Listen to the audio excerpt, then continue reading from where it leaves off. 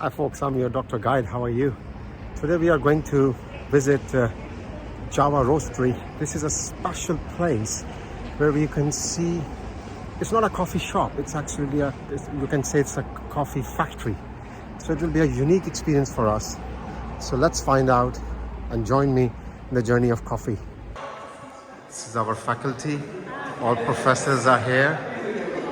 This is professors, all professors, head of departments. Everybody is here. So ये place है Java Roastery. ज़बरदस्त अंदाज में पेश किया जाता है. So the plan is today we're going to give you an experience day in Java Roastery. So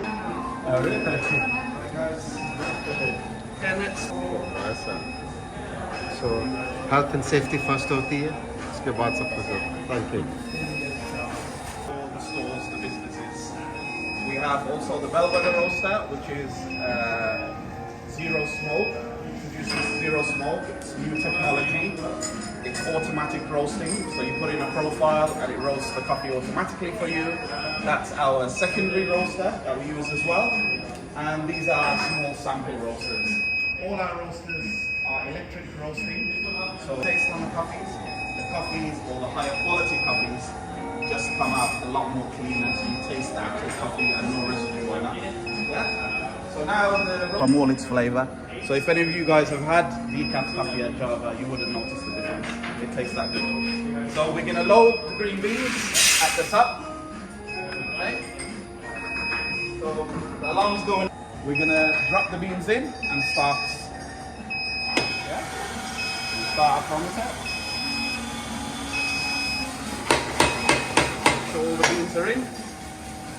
So now we can see from the graph here, there's a charge temperature, which means we've dropped the coffee in at 219.4 degrees. That's where we want to drop the coffee in. So that parameter is good. So the first thing happens. So now what happens after that process is called the drying phase. So all green coffee comes with water inside. Yeah? So it has moisture inside. So we have to eliminate the moisture. So this process now what we're going through is called the drying phase. So the graph at the moment is indicating that the drying phase will take approximately 3 to 4 minutes. Okay. This is the cooling tray. So what we've done is it absorbs, it takes out all the hot air and throws it outside. Yeah? Because like anything, once you cook the beans to the right temperature, you don't want it overcooking. So you want to cook the temperature as fast as possible so it maintains the level. So this is what we would consider a medium roast for our decaf coffee. Oh yeah. See? That's good. Yeah, we want it to cool down, still a little bit hot. Yeah? So we want it to cool down as fast as possible. So you have. Yeah. So do you have? Is the process very similar? If it's normal, it's and then obviously compare that with All that changes is the basis of extracting a good espresso, how to identify a good espresso, and then you guys will get opportunity to make an espresso and also steam milk. Yeah. Hey. So be prepared. Yeah. It's not as easy as it looks. Doesn't look This is the point where you have a new appreciation for it. Absolutely. Big. I can't just even get it onto the machine. So Omar's going to show you what goes into making an espresso. So at the moment he's grinding the coffee.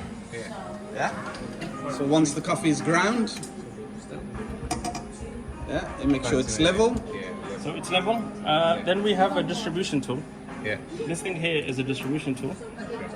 What it does, it distributes the coffee evenly. Evenly. Okay. So when I tamp, it prevents channeling. Water tends to escape from the fastest route. It'll find the fastest route to escape. This thing here, if I just spin it,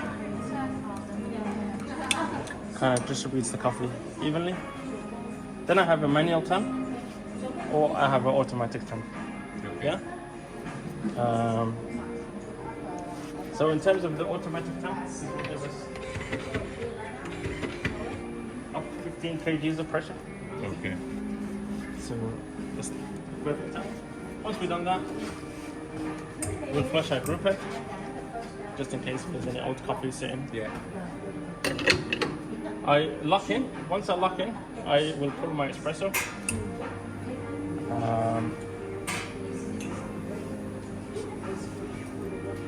Once I press the double shut, the machine automatically will start to send in the water. If you look at the top here, the machine is producing 8 bars of pressure to extract the coffee. At the screen here, it's telling us that it's taking 27 seconds, 28 seconds, or 30 seconds. At the bottom here, it's telling us that it's forced through 87 milliliters of water through our double basket that we took from the to produce the espresso. Okay. Yeah. Once we've done that, so this is kind of the basis of every drink we do.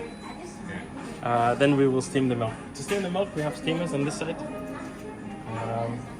So I'll just steam milk.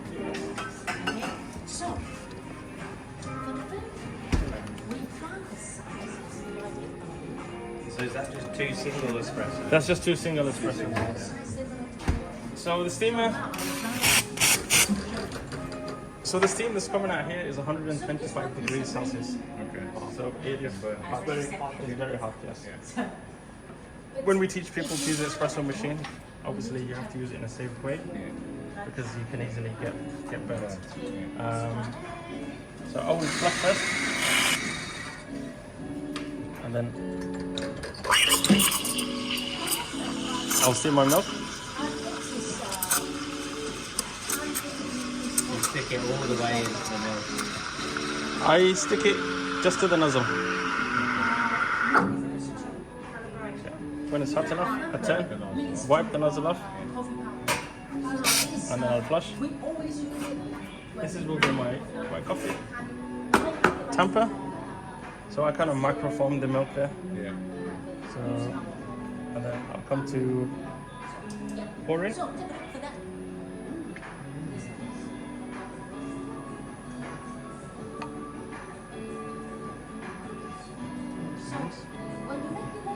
Wow.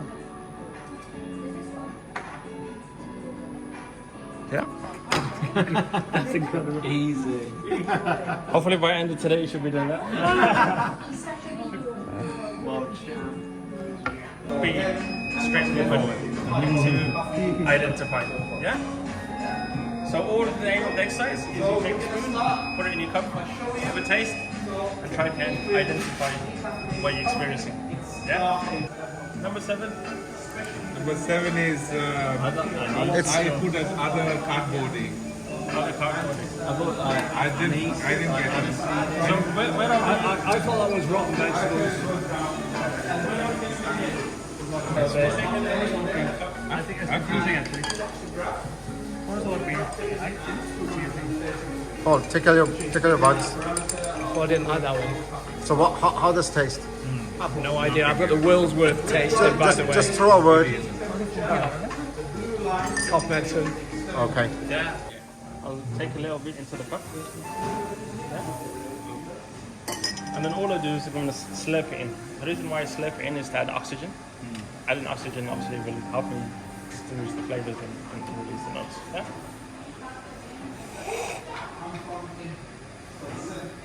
And then we'll move on to the next one. Yeah, do you want to feel free? So do we also full sim or?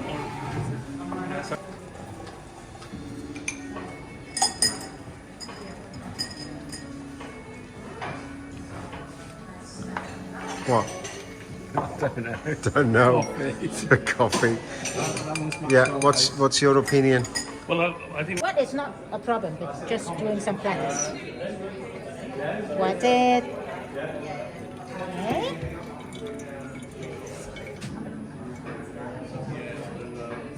Okay. Remember for your way. Okay. Everything back to 0. Yeah. Remember. Back to 0. Okay. Now it's time to put the coffee powder in. With the slime shake to make it even. Okay. back to 0. And then, how much of water we need to add? 30. Okay, middle, and then outside. And then ready, your fingers, start the timer. Water in, middle, and then go. Is it enough? Yeah. Yeah. So wait 30 seconds. Okay. You can see the bubble is going out. It is the carbon dioxide from the coffee beans. And then just let it drip. Yeah, let it drip. And actually, at this time, we are waiting for all the airs come To out. come out. Yeah. So 30 is So done. 30. Now Now we add 130. middle. 100 more. 100 more, so in total is 100 130. and yes, perfect. Middle, still have time, go out, back. Yeah. See, the white one is the air. If you don't do the broming, you will have too much of air to block your extraction. Yeah. So see, almost go out around a minute or a minute 10. When it almost finished, you can add the second round until 225. Perfect. Same middle, go out, and then back to middle. Still have time. Not yet. Good. More or less, not important. So our target is the time almost within 2 minutes, 2 minutes 10. It depends on what kind of coffee beans you use. But don't make it too long because time is your extraction. Too long time, too much extraction, you don't want the taste for extra over extraction. So almost, let's get ready. Put it back first. 2 minutes, almost about. Normally, we will throw it to make it even. Now, smell it. Smell. This one you already cupped before. It's an Ethiopia. Now, I will have an extra cup.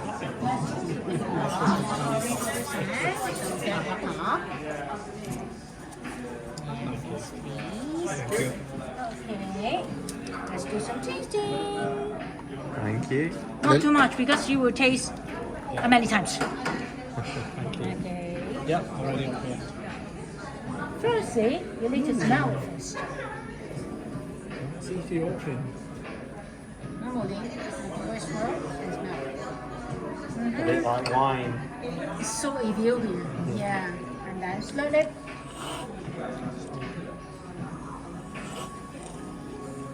Still hot. Yeah. Normally, I will let it cool down. When it cool down, it will be more Flavors will sweet. come out. Yeah.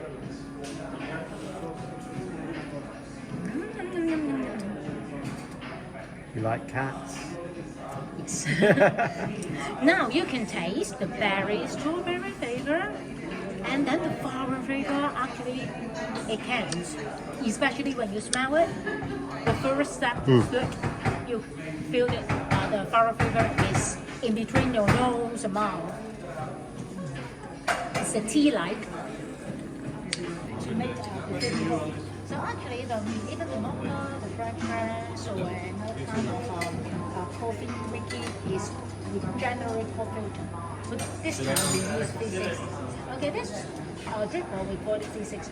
Okay, so yeah, V60. So it's quite common when you go to another coffee shop if they do. Sometimes they will call it Grove. Yeah, Grove. Yeah. So it's very easy to work in your home. Yeah, at your home. So no worries for that. Just introduce. You need to got a grinder, so which can adjust the grind size, and then you got a dripper. Then you got a jar. You got a scale, and then you will have a kettle. So the kettle is because we are like open the shop. we make the filter, we would like to make it easier. So we will put it as an electronic one with the temperature. So there is some keyboards about brewing your coffee. So temperature, ratio, and also the presence. Okay, and the time as well. So these 4 factors, in fact, what's the taste of your coffee? Okay, so talking about the temperature, we are using the coffee beans for the roasting level in between light and medium. So I won't put a really high temperature for the coffee beans to light to medium because the higher temperature. Oh, I see. It's a bit. Oh, it's the old Reservoir Dogs. There you go.